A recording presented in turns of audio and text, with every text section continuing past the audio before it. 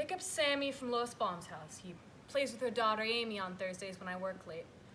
And as Sammy's putting on his boots, Lois pulls me aside and says, "You know, Perm's in a few weeks, and the kids were talking about getting dressed up in costumes for the McGill reading at the temple." I tell her, "Oh, great, we'll have to get them something."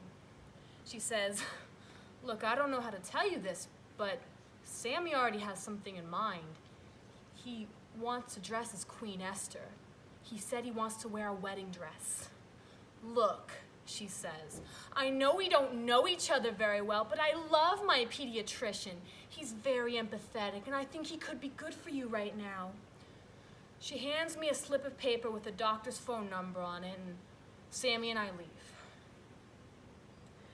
When Sammy was 3, he wanted a Cinderella dress from the Disney store. It was 2 shades of blue with little bell cap sleeves. I told the Disney cashier that it was for a little girl in his class who was having a birthday, but when we got home, Sammy ran upstairs and he put it on. He wore that thing for 3 weeks straight, and then I shredded it in the washing machine. He never mentioned the dress again, and neither did I. Then when he was 5, my mom bought him a Buzz Lightyear costume. He begged me to take it back, to get him a Sleeping Beauty dress instead. I couldn't. Meanwhile, Sammy's father is desperately trying to find him a sport. Every other weekend, it's, "This is how you throw a football. This is how you hit a forehand. This is how you dunk a basketball." And Sammy's coming home with a bloody nose, with a twisted ankle, with a broken finger. So I call him up and I say, "Hey, can you maybe lay off the ESPN lessons?" He just laughs at me and says, "Oh, come on, he likes it. He's gonna be the next Derek Jeter." And I think to myself, sure, if Derek Jeter likes wearing a little black dress with pearls. So after my conversation with Lois, I decided to skip Perm for the year. We'll go to Grandma's and make hamantashen. Sammy loves to bake, so he says okay, and the costume thing goes away.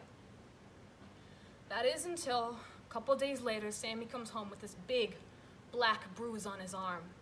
He says he walked into the art cabinet. But I get a call from his teacher that night, and she says she's worried about Sammy. He's not participating in class anymore. He's sitting alone. He's getting into fights. Then I get a call from Sammy's father. Sammy's unhappy. Sammy won't eat. And then that son of a bitch says, maybe we should revisit our custody agreement because it's clear something's not right at home. And then I hang up on him, which is a bad move because he can use that in court against me. That night, as Sammy's getting ready for bed, I sit down and I said, "Hey, buddy, I got a call from Mrs. McCarthy. She says, you're not being yourself." "I'm not being myself." "What's being myself?" "Being the way you are, deep down, Sam. A good kid, a happy kid." "Mommy, I just don't feel like myself right now." "You don't feel like yourself?"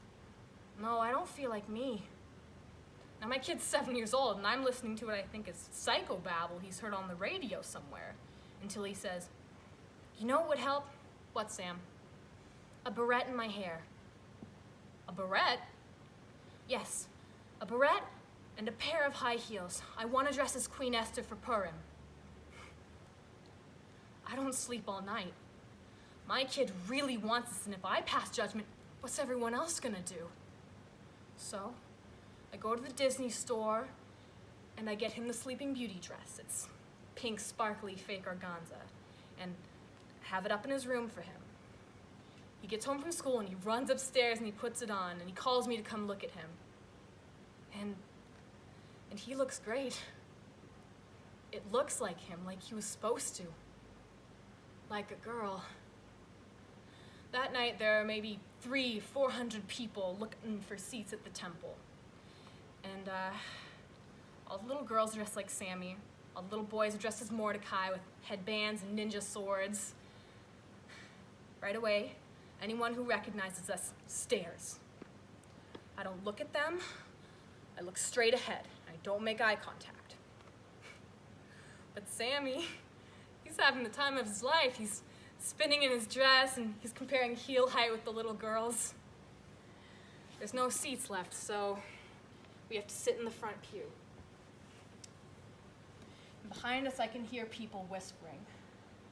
And I think maybe Sammy can take it, but I sure as hell can't. We have to get out of here.